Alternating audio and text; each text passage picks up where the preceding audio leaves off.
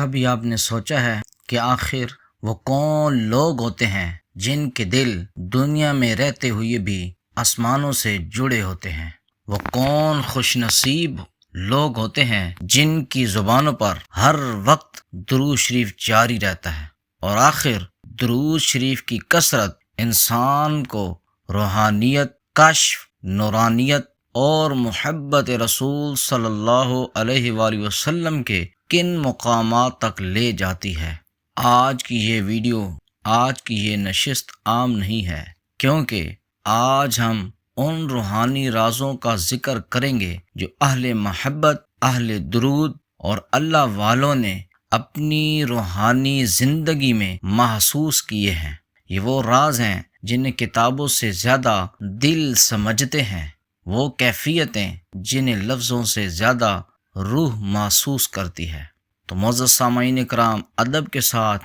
سنیے، دل کو دنیا سے ہٹا لیجئے اور محبت مصطفیٰ صلی اللہ علیہ وآلہ وسلم کے اس نورانی سفر میں داخل ہو جائیے۔ اللہم صلی علی محمد وعلی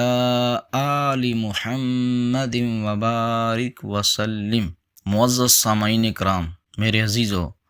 اسلامی بھائیوں اور بہنوں، درود شریف صرف ایک ذکر نہیں ہے، یہ روح کی غذا ہے، یہ دلوں کی زندگی ہے، یہ آسمانوں سے اترنے والی وہ رحمت ہے جو بندے کو آہستہ آہستہ دنیا سے اٹھا کر بارگاہ مصطفیٰ صلی اللہ علیہ وآلہ وسلم کے قریب لے جاتی ہے۔ اگر درود شریف پڑھنے والوں کے دل اور زبان اس ایک لمحے کی کرامت کو جان سکیں کہ انہیں کس مقصد کے لیے چن لیا گیا ہے، کس مقصد کے لیے خاص کر لیا گیا ہے، تو وہ کبھی دل اور زبان کو کسی اور جانب جانے ہی نہیں دیں گے۔ یہ جو باتیں میں کہہ رہا ہوں، یہ روحانی باتیں ہیں، یہ بزرگان دین کی باتیں ہیں، یہ دلوں کی باتیں ہیں۔ معزز سامعین اکرام، غور سے سنیے گا، یہ باتیں انہوں نے اپنے اندر محسوس کی ہیں اور اپنے مریدین تک، لوگوں تک پہنچائی ہیں کہ درود شریف کی عظمت ان کے دل میں بیٹھ جائے۔ تو وہ ایک لمحہ کتنا خوبصورت ہوتا ہوگا جب عرش بری پر یہ فیصلہ ہوتا ہے کہ اس بندے کی زبان پر میرے محبوب صلی اللہ علیہ وآلہ وسلم کا ذکر جاری کر دو۔ یعنی فرشتوں کے جھرمٹ میں عرش بری پر،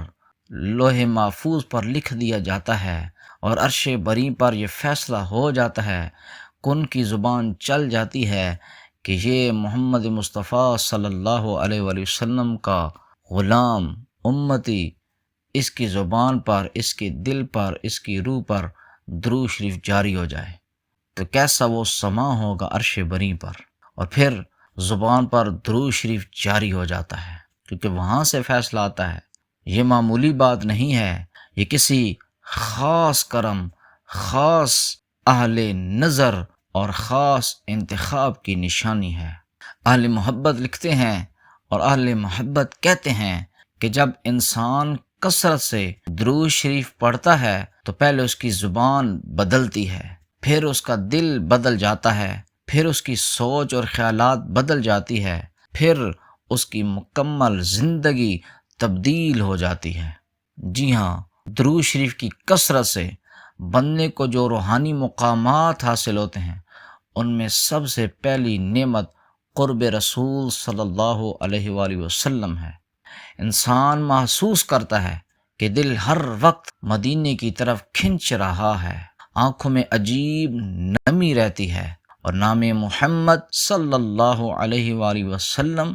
سن کر روح کانپ اٹھتی ہے۔ اللہ اکبر۔ پھر آہستہ آہستہ دل میں نورانیت اترتی ہے، گناہوں سے نفرت ہونے لگتی ہے، تنہائی اچھی لگنے لگتی ہے، اور دنیا کی فضول چیزیں بے معنی محسوس ہونے لگتی ہیں۔ اہل درود کہتے ہیں، کتابوں کے اندر لکھتے ہیں کہ کثرت درود پاک سے دل کا زنگ اترتا ہے، روح بیدار ہوتی ہے، عبادت میں لذت آتی ہے، چاشنی آتی ہے، دعا میں تاثیر پیدا ہوتی ہے، اور دل میں عجیب سکون اترتا ہے۔ محبت الہی بڑھتی ہے، عشق مصطفیٰ صلی اللہ علیہ وآلہ وسلم کی تڑپ پیدا ہوتی ہے اور حلاوت نصیب ہوتی ہے۔ اور بعض اہل اللہ فرماتے ہیں کہ جب بندہ مسلسل درود شریف میں ڈوب جاتا ہے تو اللہ پاک اس کے دل کے پردے ہٹانا شروع فرما دیتے ہیں، پھر اسے بعض اوقات سچے خواب نصیب ہوتے ہیں، دل میں پہلے سے احساس آنے لگتے ہیں، لوگوں کے اخلاق اور نیتوں کی پہچان ہونے لگتی ہے اور روحانی فراست پیدا ہونے لگتی ہے۔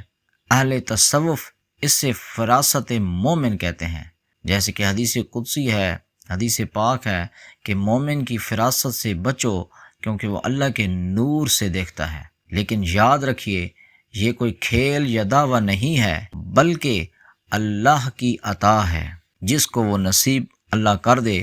اس کو یہ فراست ملتی ہے۔ کثرت درود پاک کا ایک عجیب اثر یہ بھی بیان کیا گیا ہے، کثرت درود پاک کا ایک عجیب اثر یہ بھی ہے کہ انسان کے دل سے خوف ختم ہونے لگتا ہے، ڈر ختم ہونے لگتا ہے، وسوسے آنا ختم ہو جاتے ہیں اور انسان کے اندر اطمینان، سکون سا دل کے اندر، روح کے اندر محسوس کرنے لگتا ہے۔ مستقبل کی فکریں جو ہوتی ہیں کہ کل ہمارا کیا ہوگا، ہمیں اچھا مستقبل بنانا چاہیے، اولاد کے لیے اچھا مستقبل بنانا چاہیے، اس طرح کی فکریں ختم ہو جاتی ہیں۔ دل اللہ پر مکمل طور پر بھروسہ اور توکل سیکھ لیتا ہے اور بندہ محسوس کرتا ہے کہ جیسے اللہ پاک اس کے معاملات خود سنبھال رہے ہیں۔ اور بعض اہل محبت نے یہ کیفیت بھی بتائی ہے کہ ہم نے ایسے وقت دیکھا کہ جہاں دنیا کے تمام راستے بند ہو گئے تھے، کوئی پوچھنے والا نہ تھا، لیکن درود شریف کی برکت سے غیب سے راستے کھل گئے۔ اور پھر روحانیت کا ایک اور مقام آتا ہے جہاں دل میں محبت رسول صلی اللہ علیہ وآلہ وسلم کا سمندر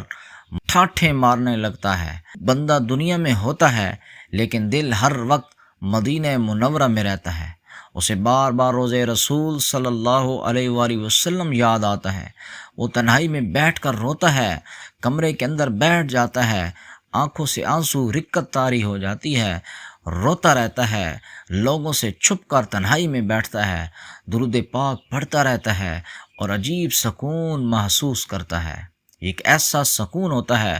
جو بڑے بڑے بادشاہوں کو سکون محلوں کے اندر نہیں ملتا۔ اور بعض اہل اللہ نے یہاں تک لکھا ہے کتابوں کے اندر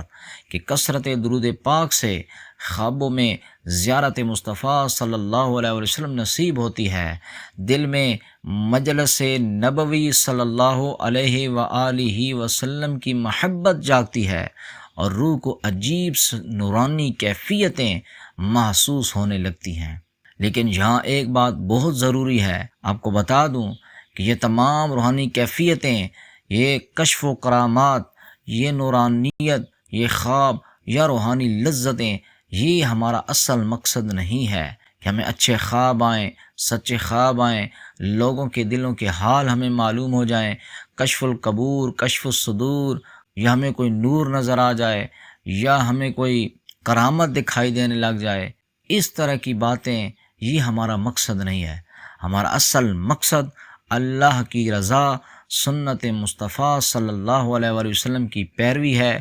اخلاص ہمارے اندر ہو، عاجزی اور محبت ہو، یہ ہمارا اصل مقصد ہے۔ ہمارا دل نرم ہو جائے، اخلاص پیدا ہو جائے، نبی کریم علیہ السلام کی قربت اور محبت مل جائے، ہمارے اندر عاجزی آ جائے، ہمارے اخلاق بہتر سے بہتر ہو جائیں۔ اور اگر کسی کے پاس لاکھوں وظائف ہوں لیکن اخلاق نہ ہو، بندہ نمازی نہ ہو، حقوق العباد کا خیال نہ رکھتا ہو، ماں باپ، بہن بھائی، پڑوسیوں کے حقوق، یتیموں، بیواؤں، مسکینوں کے حقوق وہ نہ جانتا ہو، نہ وہ خیال رکھتا ہو، تو وہ روحانیت ادھوری ہے، وہ اس کو روحانیت نہیں مل سکتی، وہ روحانیت سے دور ہے، جتنا مرضی کروڑوں درود شریف پڑھ لے۔ اہل محبت فرماتے ہیں کہ درود شریف کی سب سے بڑی کرامت یہ ہے کہ انسان خود رحمت بن جاتا ہے۔ اب بتائیں، جو بندہ خود رحمت بن جائے پھر وہ کسی کو کوئی تکلیف دے سکتا ہے؟ اس کے اندر تو عاجزی اتنی آ جاتی ہے اتنا اس کا اخلاق بہتر ہو جاتا ہے کہ اس کو دیکھ کر بندہ رشک کرنے لگتا ہے کہ یار یہ کتنا ایمان والا بندہ ہے، یہ خالص بندہ ہے، یہ خالص مومن ہے۔ اس کو دیکھنے سے دل کے اندر سکون ملتا ہے۔ تو حضرات گرامی، اس کے دل سے جب بندہ خود رحمت بن جاتا ہے تو اس کے دل سے نفرت نکل جاتی ہے، غصہ کم ہو جاتا ہے، وہ معاف کرنا سیکھ لیتا ہے، درگزر کرتا ہے، بدلے نہیں لیتا لوگوں سے، لوگوں کے لیے دعائیں کرتا ہے، بددعائیں نہیں کرتا، اور امت کے درد کو اپنے اندر محسوس کرنے لگتا ہے۔ یہی اصل روحانیت ہے۔ صرف خواب دیکھ لینا روحانیت نہیں ہے، صرف کشف ہونا روحانیت نہیں ہے، بلکہ دل کا نرم ہو جانا، آنکھوں سے آنسو آ جانا، نبی کریم علیہ الصلاۃ والسلام کی یاد دل میں آ جانا، اللہ تعالیٰ کا خوف پیدا ہو جانا، اور خوف کی وجہ سے آنکھوں میں آنسو آ جانا، آنکھوں کا نم ہو جانا، اور زبان کا درود شریف سے آباد ہو جانا، یہ اصل دولت ہے۔ میرے عزیزو، میرے دوستو، اگر آج آپ کی زبان پر درود شریف جاری ہے، دل مطمئن ہے، سکون پا چکا ہے، تو یہ معمولی سعادت نہیں ہے۔ ممکن ہے آپ کو بھی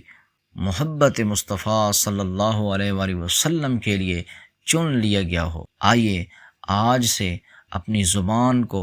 درود شریف سے آباد کرتے ہیں، اپنے دل کو دنیا سے نکال کر مدینے سے جوڑتے ہیں، اور اپنے رب سے یہ التجا کرتے ہیں، دعا کرتے ہیں، اے اللہ ہمیں سچی محبت رسول صلی اللہ علیہ وسلم عطا فرما دے، ہماری زبانوں کو درود شریف سے زندہ رکھ،